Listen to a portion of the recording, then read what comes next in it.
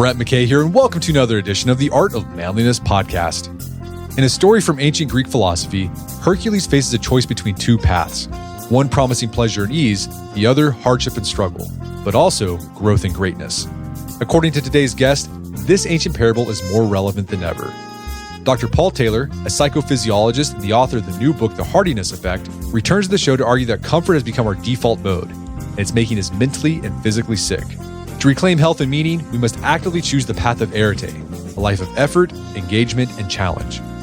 Paul first outlines the four traits that define a psychologically hardy person and how we grow by embracing and even relishing discomfort.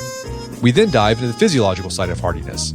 We discuss how intentionally seeking stressors can strengthen both body and mind, and some of the practices and protocols that lead to optimal health. We enter conversation with what tackling heroic, Herculean labors looks like today.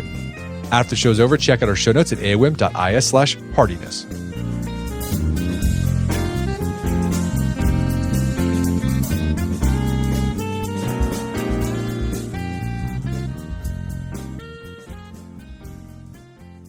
All right, Paul Taylor, welcome back to the show.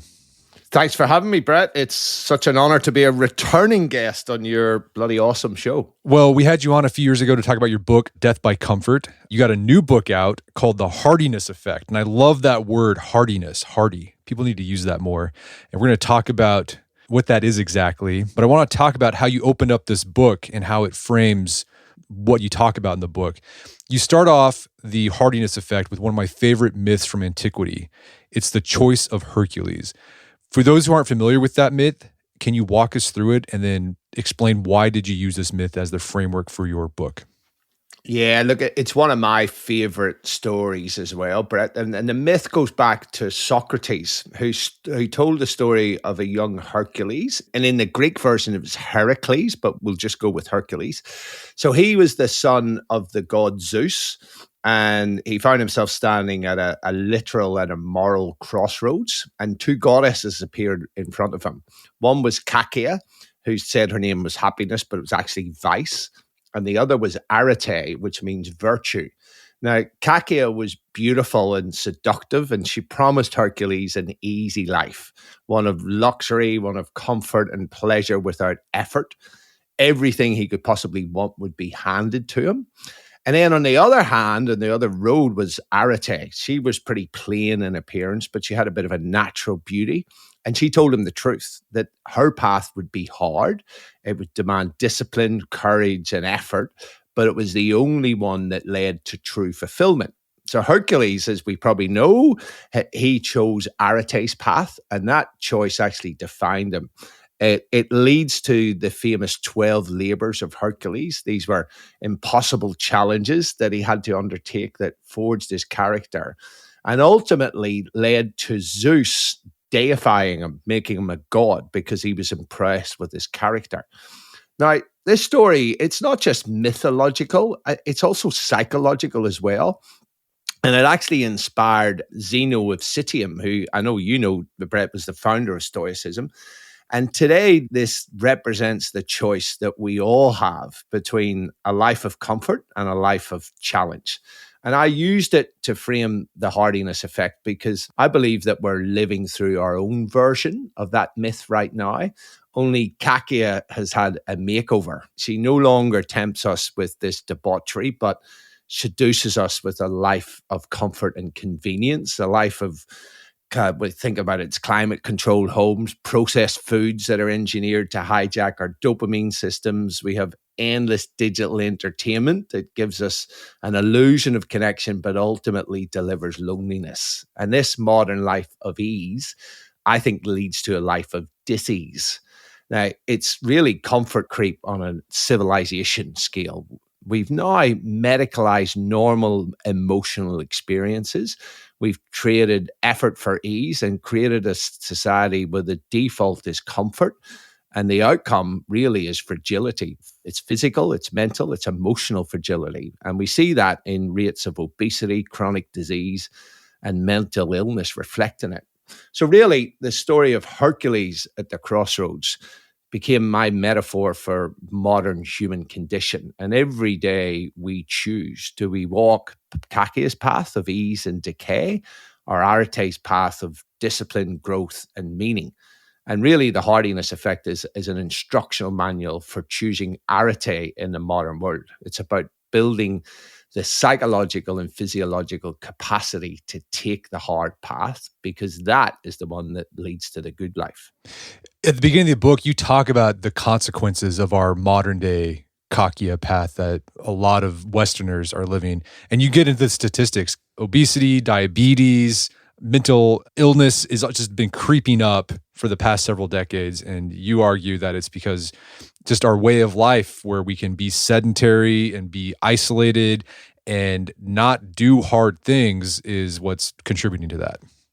Absolutely, 100%. If you take an animal out of its natural environment, that animal does not do well. And this is what's happened to us, is that we have slowly over time moved into an environment that is not natural for us. We are not meant to be creatures of comfort. It is actually through challenge, physical and mental challenge, that we actually become really human. And when we don't have those challenges, we actually decay. The body just reacts to the environment.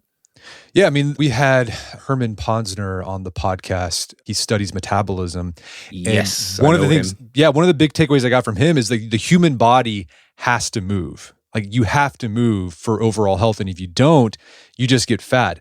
What's interesting, other primates like gorillas and chimpanzees, they can sit around and eat leaves all day and they don't get fat because they don't have to move. But for some reason, humans, you have to move in order to stay metabolically healthy. And our environment, our lives no longer compel us to do that anymore. That's right. And actually, when you look, our biology is so wired from movement. Hernan is absolutely correct. And what we know is that when we don't move, not only does it affect us physically, but it also affects us mentally and psychologically. Like, every time you exercise, I like to tell people there is a neurosymphony going on in your brain. There is this orchestra of neurotransmitters. Everybody knows about endorphins, but when you exercise, we also release dopamine, we release serotonin, release noradrenaline, release endocannabinoids, we release enkephalins in our brain. And these are all positive neurotransmitters that not only help your brain to function well, but are really important for good mental health. And so I always say to people, like, if you have a life where you're not moving very much, and especially if you combine that with eating a crappy diet and not sleeping very well, good luck with your mental health, because you are swimming upstream massively. We're just starving our body of what it actually needs to perform normally, never mind optimally.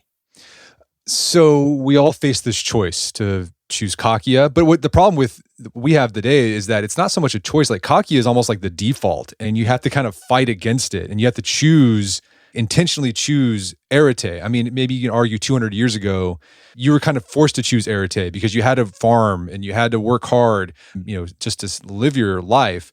And Kakya was sort of like a luxury. Today, it's the opposite almost. And you have to intentionally choose arete. And you propose that hardiness is the way to choose the path of arete. And what's interesting, hardiness, it's a fun word. I think of the Hardy Boys, kind of these vital young men. You're full of vigor. But this is actually a psychological concept. How do researchers define hardiness? Yeah, look, it's a bit of a close cousin to resilience, and often they're used interchangeably in the research, but they're actually not the same. Resilience is more of an outcome. It's about bouncing back, but it doesn't tell you how to get there. Hardiness actually does. So it was first identified by Dr. Suzanne Kobasa and Dr. Salvatore Matti in the 1970s, and really explains why some people thrive under stress while other people crumble. So they did this landmark 12-year study at Illinois Bell Telephone Company, and they were going through a corporate crisis, and they found that over those 12 years, about 2/3 of the employees fell apart under pressure, but 1/3 of them didn't just cope, they actually grew stronger. And they found that these group, they shared 3 core attitudes: a challenge orientation, a control orientation, and a commitment orientation. So let's look at each one of those. Challenge orientation in hardiness is about seeing both change and adversity as opportunities for growth rather than threats. Control is the belief that you control or heavily influence your environment or your destiny. And in psychology, we call that an internal locus of control. And it's also about focusing your energy on what you can control or influence rather than feeling like a victim. And then the last is commitment. This is about being fully engaged in life and living with purpose instead of withdrawing or wandering aimlessly. Now, these guys started the research, but other researchers like Paul Bartone, he's a US Army psychologist, and he's great. And he's a bit of a mentor of mine in this area. He really expanded the research, and he found that hardiness actually predicted who passed and who failed basic military training, and then found that hardiness predicted who passed special forces selection course. And it's been shown that hardiness predicts career longevity in high pressure careers such as the military, police, and first responders. And so if resilience is about bouncing back, hardiness is about bouncing forward. It's the process that creates resilience. And the benefits are huge, as well as predicting success in high pressure environments. High hardiness scores predict better cardiovascular health, stronger immune systems, lower rates of anxiety and depression. And even kids who are higher in hardiness are much more likely to go to university, independent of their socioeconomic status, which is pretty critical. And then in my own PhD research, we ran a 6-week hardiness intervention, and we saw measurable improvements, statistically significant in mental well-being, in stress tolerance, and hardiness, as well as measures of cognitive performance. So we showed that you can learn it. It's not just a trait you were born with, it's a set of learnable skills. And I've added a fourth C, that of connection, which I'm sure we'll unpack a little bit. But really for me, choosing hardiness, like you said, Brett, is today's version of choosing the path of arete. It's committing to growth through discomfort, both psychological and physiological. And the payoff is a life that's not just longer, but also fuller, more engaged, and more meaningful. So what you've done in the book, you've broken down hardiness into two parts. There's psychological and physiological hardiness. And it seems like those 3 C's you laid out, the challenge, control, commitment, and then the fourth one that you've added, connection. We'll talk about that here. That makes up psychological hardiness, correct? Correct. That's right. Yes. Yeah.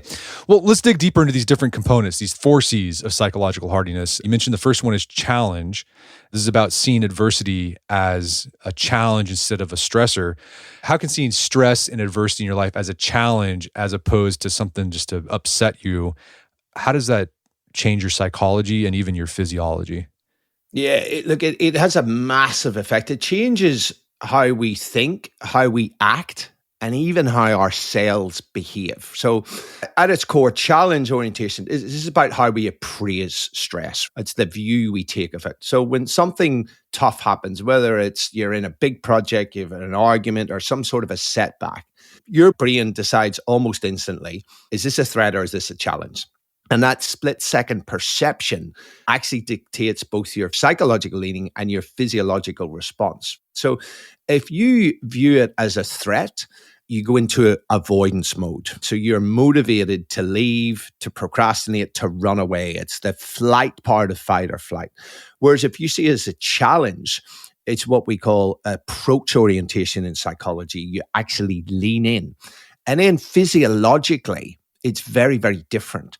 When you see it as a threat, your body kind of constricts, your blood vessels, cortisol rises, your cognitive flexibility drops.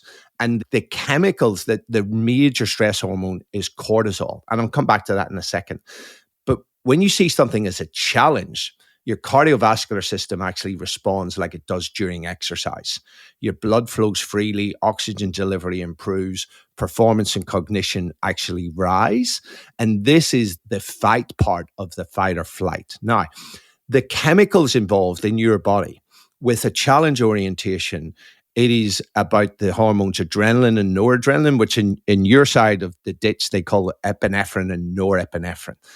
Now, the half-life of those chemicals is about a minute. And that means with about 4 half-lives, that chemical's out of your body. So within 5 minutes, your body is back to homeostasis. So say me and you both have the same situation.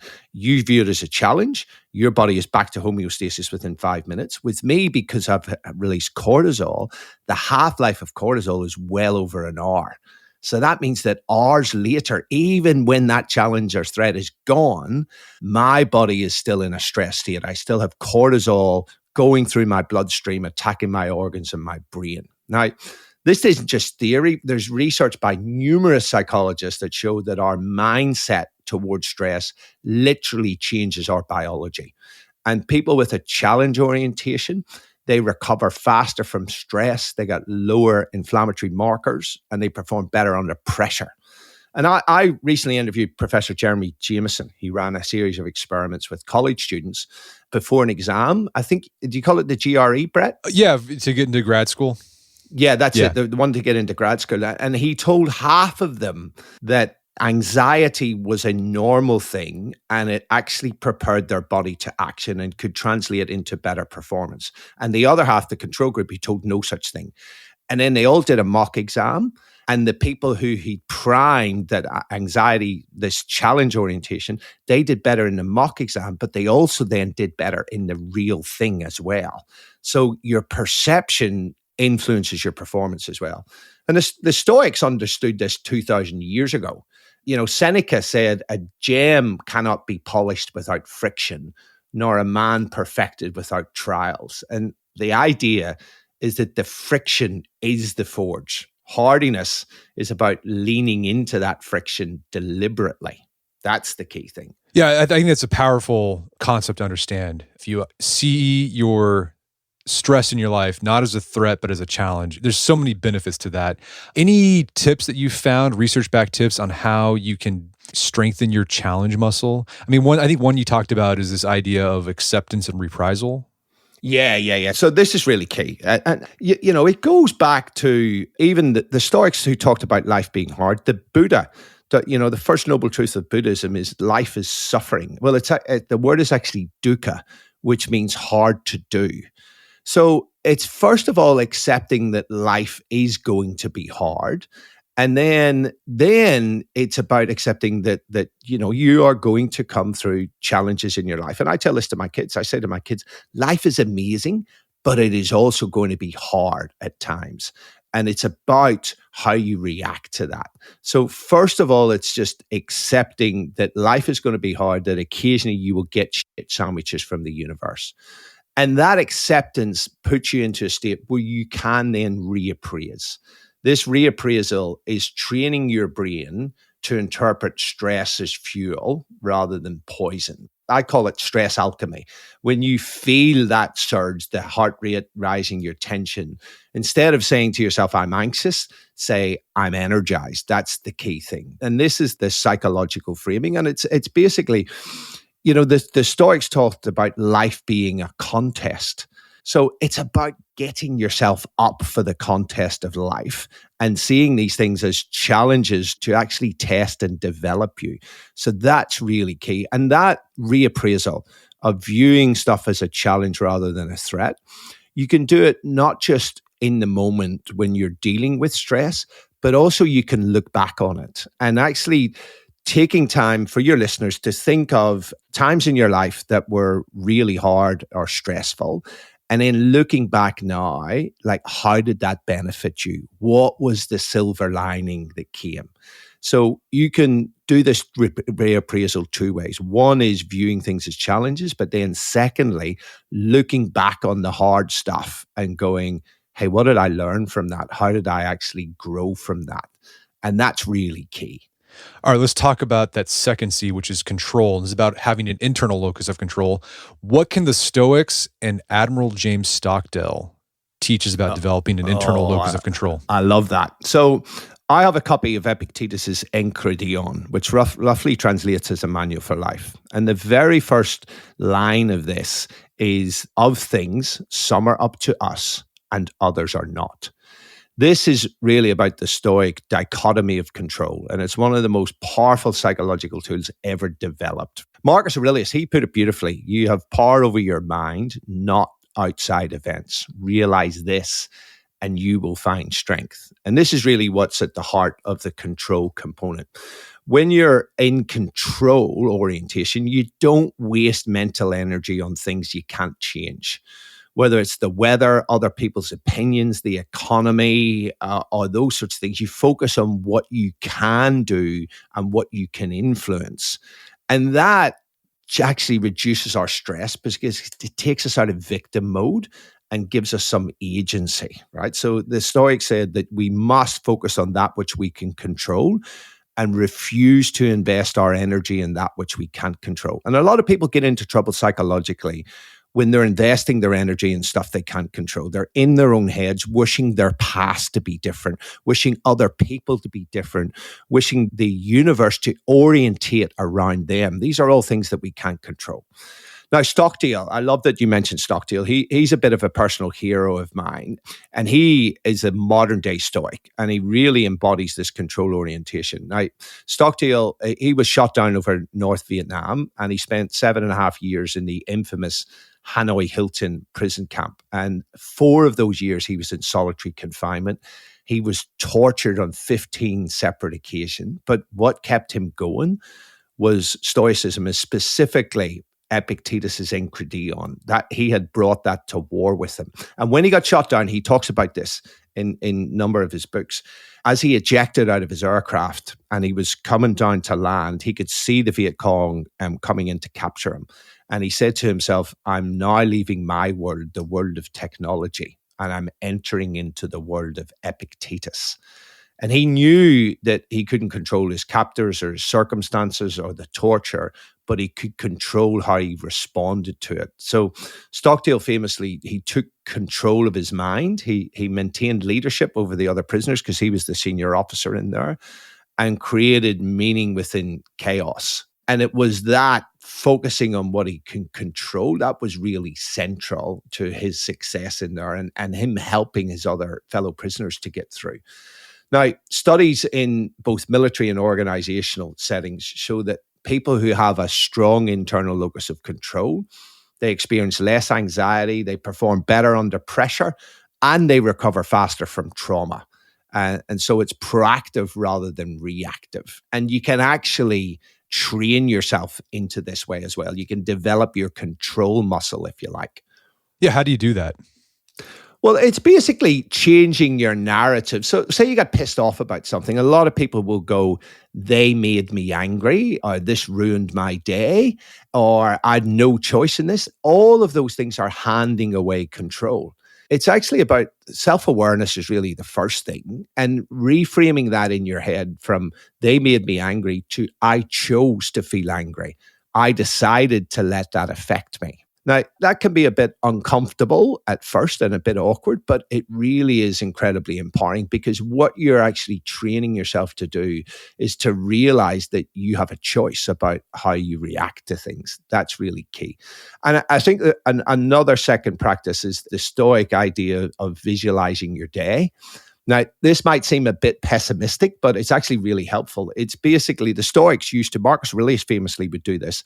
He would think about all the things that could possibly go wrong, the bad people he would meet, and what he would actually do for that. So it's about mental rehearsal, so that when the bad stuff happens, you're actually ready to do that. And then it's about doing little small daily acts. Is about making your bed properly, finishing your workout even when you don't want to, right? Choosing the healthy thing rather than the unhealthy thing, and then reflecting on it and going, hey, I made a conscious choice there around control. Every little action just builds that muscle bit by bit. All right, so the third C is commitment. What is it about commitment that makes us more hardy? Yeah, so it's interesting. There's a number of different elements to commitment, but they all interact with each other. So first, it's really about being fully engaged in life. And I am increasingly concerned about modern society. And I know you are, Brett, as well, because I listen to your podcast, that there's an increasing amount of people who are spending an increasing amount of their spare time within the confines of 4 walls with their heads buried in a bloody screen, either scrolling on social media or watching crappy TV. These people are what I call passive consumers of life. And it's the polar opposite to high hardiness commitment. High hardy committed people are fully engaged in life, whether it's their work, their relationships, their health, or their learning. They're people, you know, these people because they're curious, they bring positive energy, they derive their meaning from participation, not from results. And I really think that this commitment is a bit of an antidote to apathy. So in our culture, it's really easy to live that passive life of scrolling, multitasking, of numbing yourself with drugs and alcohol. But when you're committed, you're really present. And the Stoics really talked about this as well. And Seneca said, it's not that we have a short time to live, but that we waste a lot of it. And this is about whether or not you are fully engaged. Now, linked to that in commitment orientation is a sense of meaning and purpose. And in Viktor Frankl's book, Man's Search for Meaning, which I read as a 17-year-old, that had a pretty profound effect on my life. And he showed that those who survived the concentration camps, they weren't the strongest or the smartest, but they were the people who were committed to a purpose that was bigger than themselves. And the hardiness research actually echoes that. Salvador Madi found that people who were high in commitment, they kept deeply engaged in their work and their relationships under stress. They handle stress far better than people with low commitment, and they actually experience a lot less burnout. So what are some things we can do to develop our commitment muscle? Yeah, so one is about really clarifying your values. And I think, part of the problem in modern society is the decline of religion. Now, I'm not religious at all. I'm more of a spiritual person, but I think what religion did was it gave people a sense of shared values and meaning. And when that's missing, if you don't deliberately find it, people can end up in an existential vacuum. So it's really about getting clear on your values, the stuff that is meaningful to you.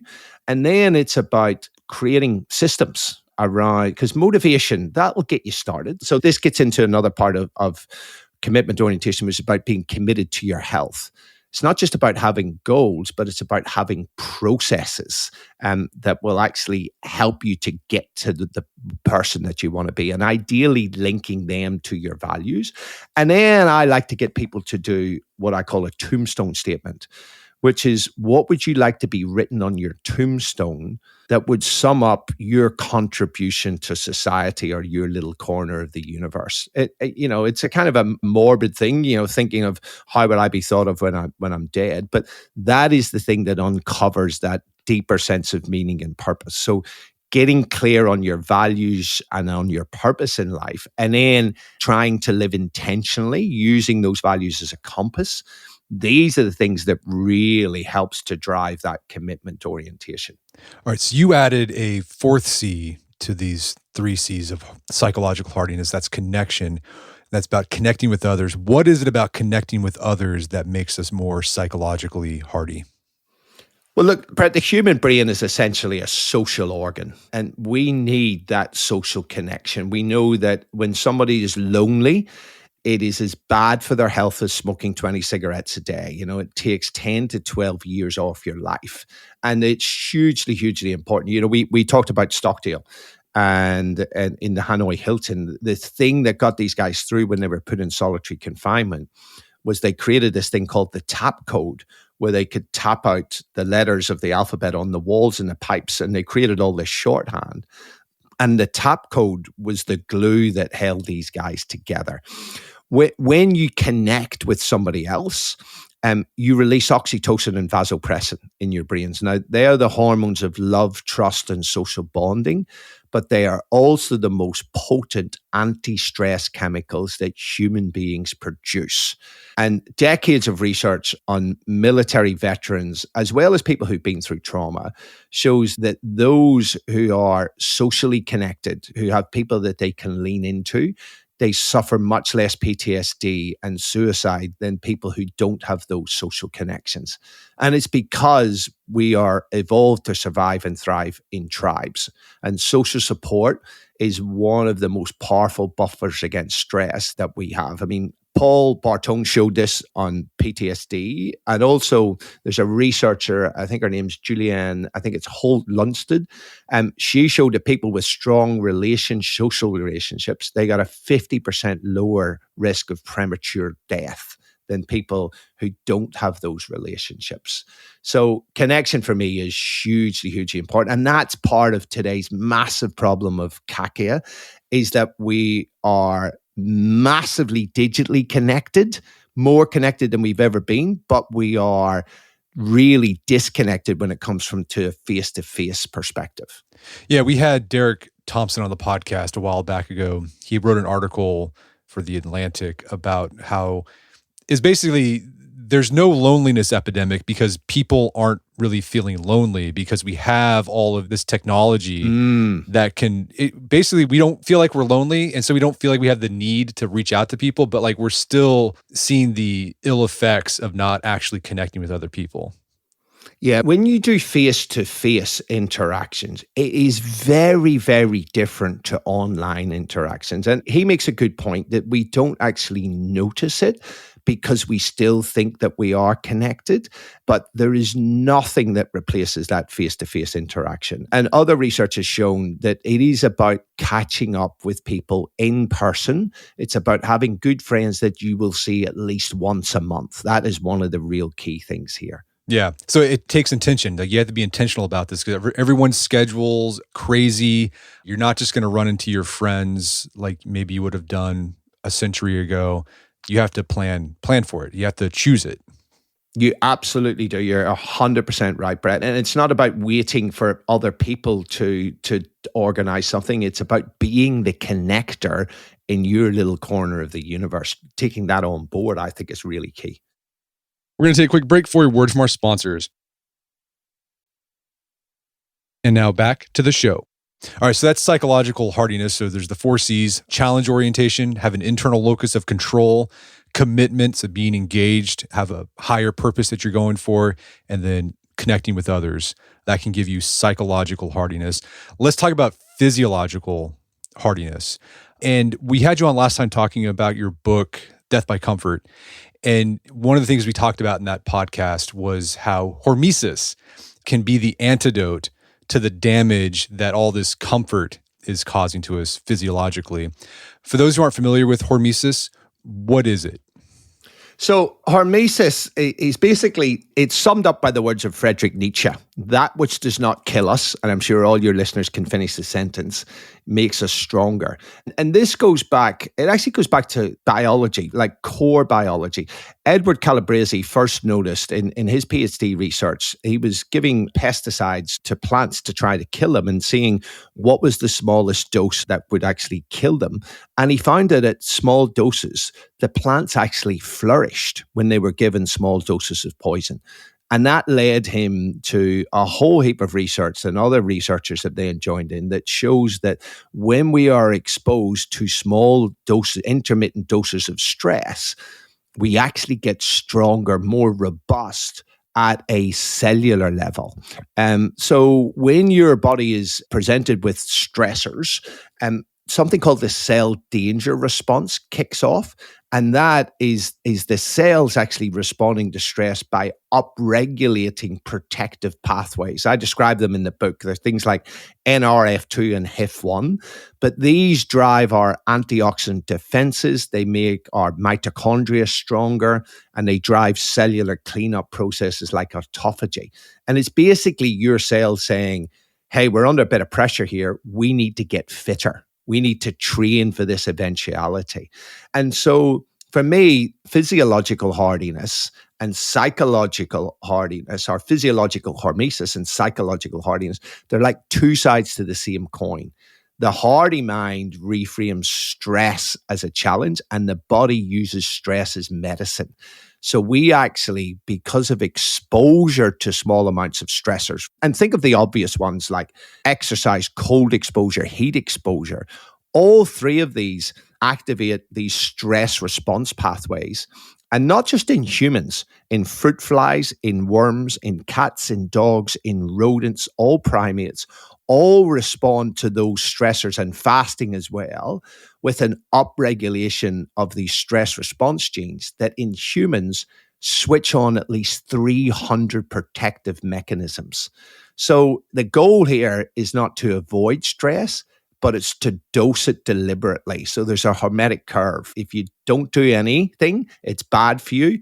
You start to do some of these stressors, it's good for you. A bit more is better, but there is an optimal point where it starts to become too much after that. And so this is about dosing it deliberately and intermittently. And the ancient Stoics, they did it with cold baths and fasting. And this is about stress inoculation. It's about nature's physiological hardiness because of exposure to stress and appropriate recovery. That's the key thing. And it actually keeps us biologically young and adaptable. So in the book, in the section about physiological hardiness, physiological robustness, you provide different forms of hormetic stress that can be medicine for individuals. One of the most potent ones is exercise. And in that section, you recommend that people focus on two markers of fitness, VO2 max and strength. Why those two? Yeah, look, they are really critical. But just before I dive into that, Salton and Peterson, two legendary exercise physiologists, released a paper, I think it was 2013. Exercise prevents and/or treats 26 common chronic diseases. Like, that is just crazy. You imagine if the pharmaceutical industry produced a pill that would simultaneously reduce your risk of 26 chronic diseases. And the reason is that it releases all of these myokines, which are signaling molecules. But to answer your question now, so your VO2 max, that's your maximum oxygen uptake, how much oxygen you can take in and use. And it's the gold standard measure of cardiorespiratory fitness. And lots of your listeners will have heard of it. And if they have an Apple Watch or a Garmin or a Whoop Band or an Oura Ring, it'll actually estimate their VO2 max. And then you can look up tables online to see where you are. What we now know is that your VO2 max is the single biggest predictor of how long you're going to live, way above everything else. So there was a massive 2018 study I talk about in my book from the Cleveland Clinic that followed over 120,000 people who'd all done stress testing on their heart and had their VO2 max measured. And they followed these guys. They were in their 50s or their 60s at the start, and they followed them for 15 years. And a bunch died and a bunch obviously didn't. And then they went back and looked at the data 15 years ago around their VO2 max.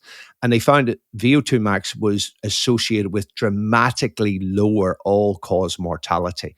And there was no upper limit. That meant that the fitter people got, the longer they actually lived. And it was way more predictive of future death than having heart disease or diabetes or high blood pressure or any of those things. So it is about training for your VO2 max. So how do you do it? Well, first of all, is a bit of a base of zone 2 training. And your listeners may have heard of this. It's 60 to 70% of your max heart rate. Basically, you can talk, but you can't sing. Now, that's a base, but you can't just do zone 2 and hope to improve your VO2 max. That will really help your mitochondria. The best way to build your VO2 max is the Norwegian 4x4 protocol. So this is basically, you do 4 minutes of all-out exercise. You can pick any piece of equipment, a rower, a stepper, a treadmill, whatever, or you can just be out running. And you go as hard as you can for 4 minutes, to the point that at the end of those 4 minutes, your heart rate should be 95% of your maximum. That is like, I'm almost dying. And then you recover for 3 minutes. You just sort of turn your legs over for 3 minutes. And you do that 4 times. That's the 4x4 protocol. That is the single best way to raise your VO2 max. And you only need to do that once a month. That's key. And then I think, did you ask about the second one, which was about strength training? Strength training. Yeah, look, I know you're a big fan of strength training. And the second biggest predictor of how long you're going to live is your muscle strength. And it appears in the research to be muscle strength, not your muscle mass. Stronger people live longer and they stay independent for longer.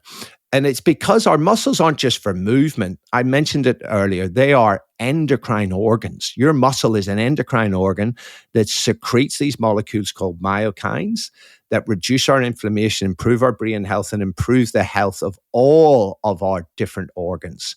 So really it is about using that muscle. And we know that becoming stronger is protective against sarcopenia. That's that loss of muscle and bone as you age. And that, if you become sarcopenic in old age, it actually dramatically increases your risk of pretty much every chronic disease. So I'm a big fan that everybody who's listening to this podcast should be lifting heavy. I don't care what sex they are, what age they are. In fact, the older they are, the more important it is to lift heavy. And a good program, if people don't do it, would be just full body strength training sessions. Ideally, 3 of those a week, focusing on compound movements, right? The big lifts that use multi-joints, things like squats, deadlifts, presses, pull-ups. Plus also, I think it's really important to add in single leg work, like Bulgarian split squats or lunges, because that stability is really, really important, especially as we age. And especially if you get over 50, as well as single leg work, do some balance stuff as well. Because what we now know is if you're in your 60s and you fall over and break a hip or a pelvis, you got a 50% chance of being dead within the next 5 years. So the takeaway here is simple. You need to train your body to be hard to kill. Cardio makes you harder to kill from the inside out, and strength makes you harder to kill from the outside in. And together is this physical foundation of hardiness. I think we need to do both. Awesome. So yeah, strength train 3 times a week, and then get in some zone 2 cardio, and then a HIIT workout. I get comfortable with being uncomfortable with the Norwegian 4x4, and you can just look it up. It's not tough. Pleasant, but it's useful. I do it once a week. So. Yeah. So another hormetic stress you talk about is light. How is light a stressor? So light is both. It's as I said, it's a hormetic stressor. So you don't get any of it, and it's really bad for you. You get some, it's good. You get more, it's better. But there is an optimal point, and everybody knows with sunlight that you could get too much sun, and that can cause skin cancer. But what most people don't realize is that if you have low vitamin D or even suboptimal vitamin D, which according to different agencies, between 70 and 80% of us globally have suboptimal vitamin D. If you have suboptimal vitamin D, it increases your risk of pretty much every cancer other than skin cancer. Now, if I take a step back and talk about light in general, we now know that light is a signal to our body and it triggers adaptation. So morning sunlight sets your circadian rhythm, it boosts your serotonin, it anchors your sleep-wake cycle. And without it, your hormones drift, your sleep quality tanks, and even your metabolism suffers. So as I said, low vitamin D levels are not just linked to increased risk of cancer. There is a significant increased risk of cardiovascular disease, a massive increased risk of depression. And actually, they're finding increasing vitamin D acts like an antidepressant. People with low vitamin D have immune dysfunction as well. So I'm all about outcomes. So it's about getting your blood tested. And you want your level to be, if you're in the States, 40 to 60 nanograms per deciliter. That's what you use. Over here, we use nanomoles per liter. So it's between 100 and 150 nanomoles per liter, or if you live in the States, 40 to 60 nanograms per deciliter. Now, the other thing is you've got to look at your skin tone. If your skin is darker or you live further from the equator, you're going to need to get more sun exposure than people with light skin or who live closer to the equator. And then when we get to red and near infrared light, that's when things get really spooky. Einstein talked about quantum physics as spooky action at a distance. And we now know that light has quantum effects on our cells. It's just ridiculous. But rather than do a deep dive into that, I want to talk about how we use this therapeutically. So red light and near infrared, their wavelengths are between 620 and about 1,050 or more. So red light, which is that sort of 620 to 700-ish, that has a massive effect on your skin. It's great for healing. It's great for inflammation. It's great for eczema and even childhood acne and even in adults. It has really good effects on our skin. It's good for wound healing. It's good for burns. They now are treating burns victims with red light straight away.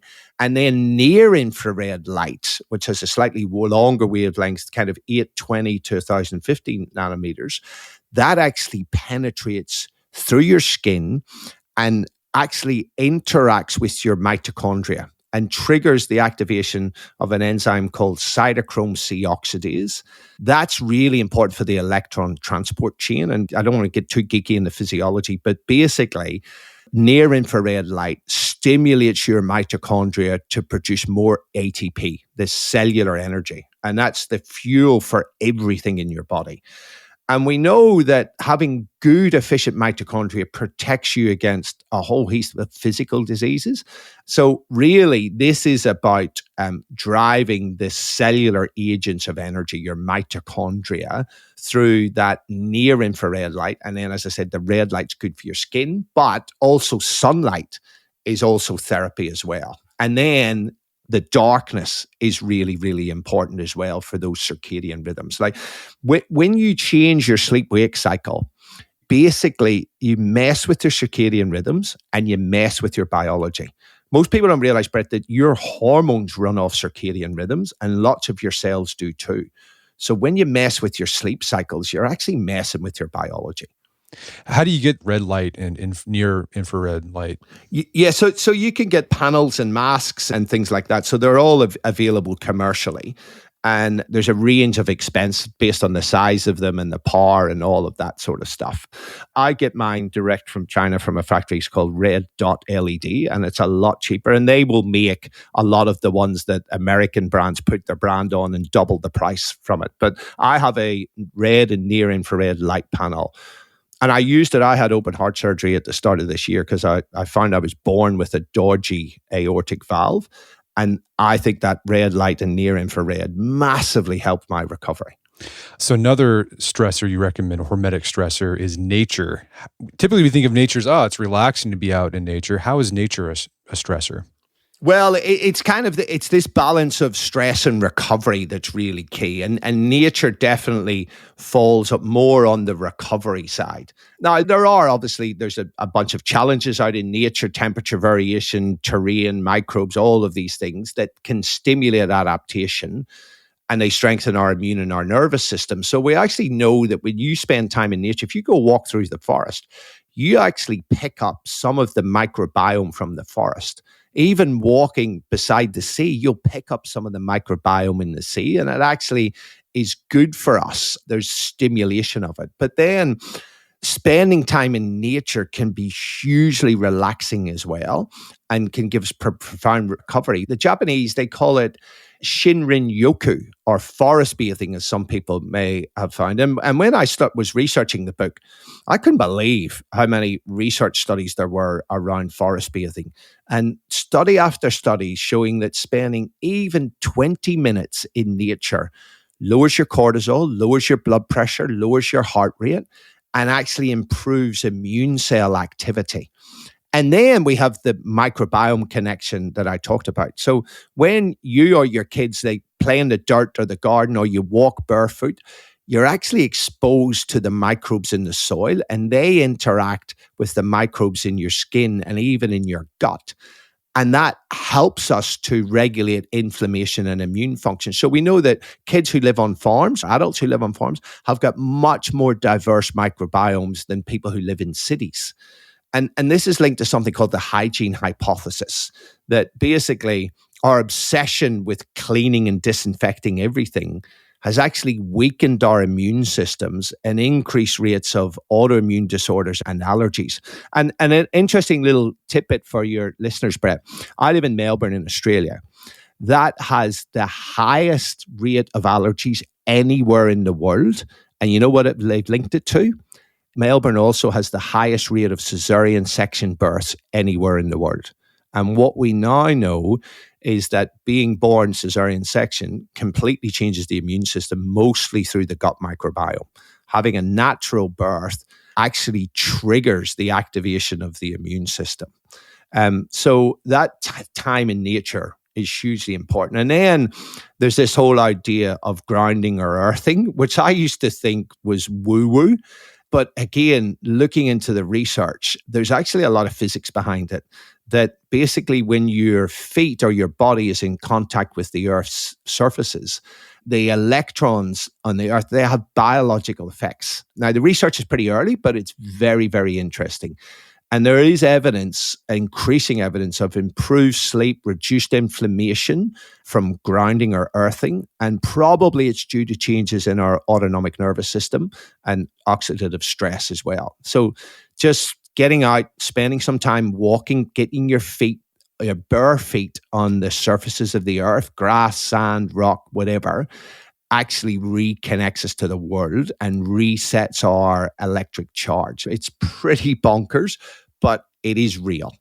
Yeah, and one prescription you give people to get more time outdoors is following the nature pyramid. We've written about this on the website. It's really cool. So it's the 25-3 rule. So you want to get 20 minutes in green space 3 times a week, 5 hours in a semi-wild environment once a month, and then 3 days completely off-grid annually. So that's like a camp out or something.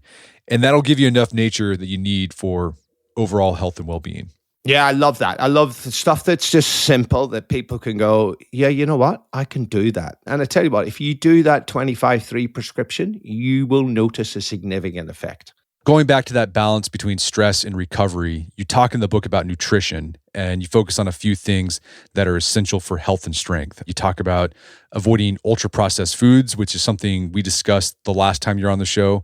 You talk about protein, how essential protein is. People should aim to get at least 0.7 grams per pound of body weight. It's often better to get more, get a gram per pound of body weight. And then you talk about the importance of omega-3 fatty acids. What are omega-3s and why are they so important for hearty health? They're essential, and they are structural fats for your brain, and they are also very potent anti-inflammatories for your body.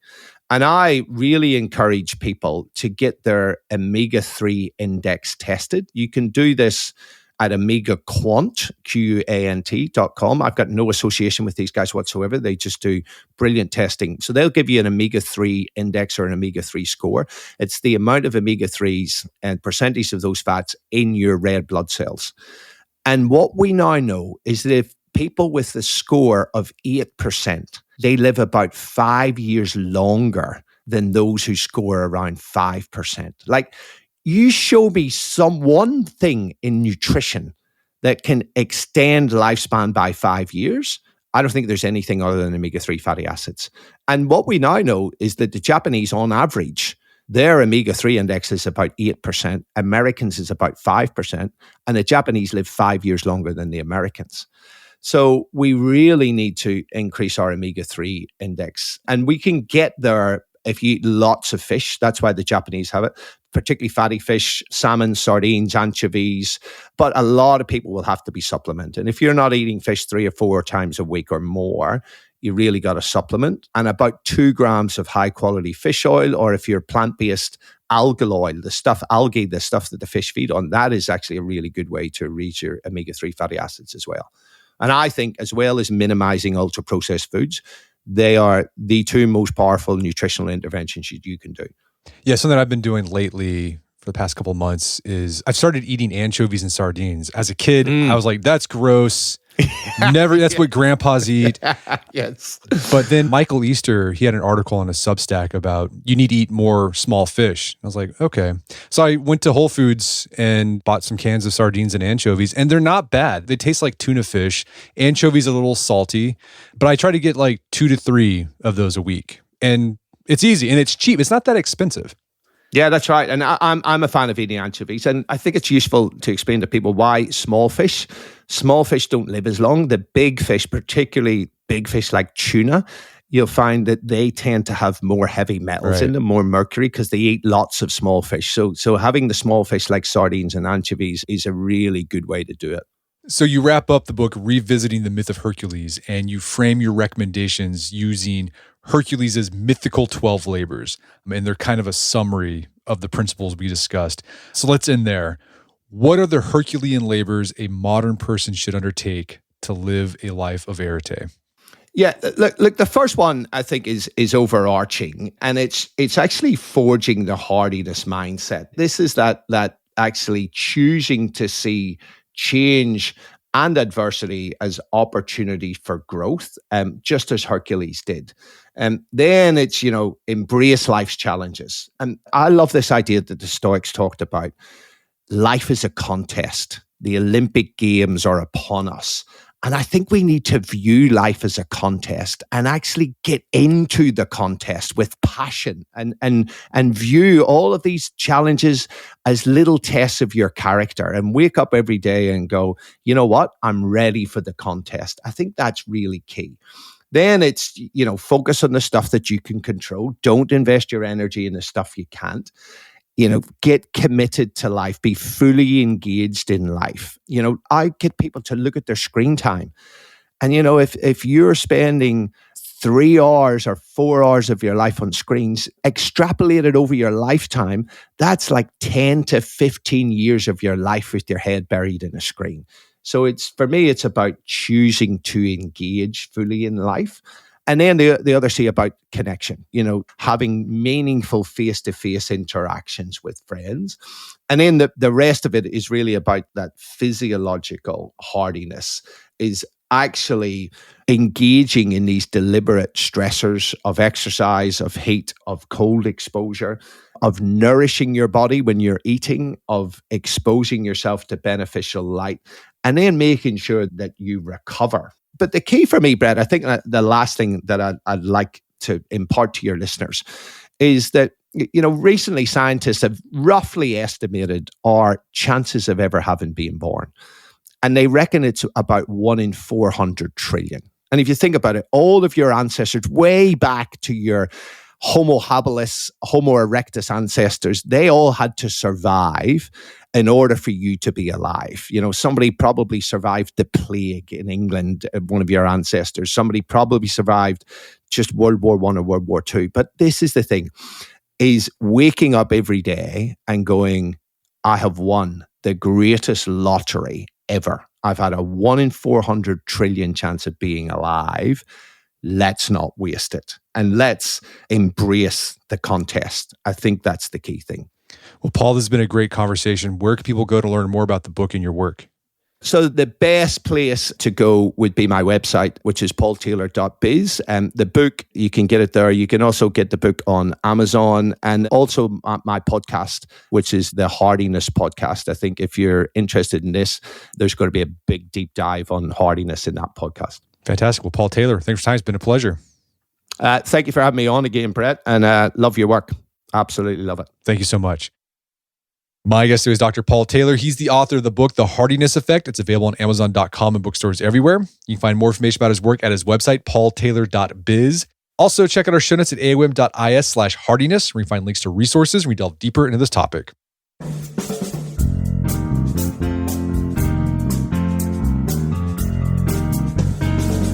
Well, that wraps up another edition of the AOM podcast. Make sure to check out our website at artofmanliness.com, where you find our podcast archives, and check out our new newsletter. It's called Dying Breed. You can sign up at dyingbreed.net. It's a great way to support the show directly. As always, thank you for the continued support. Until next time, it's Brett McKay, reminding you to listen to AOM podcast, but put what you've heard into action.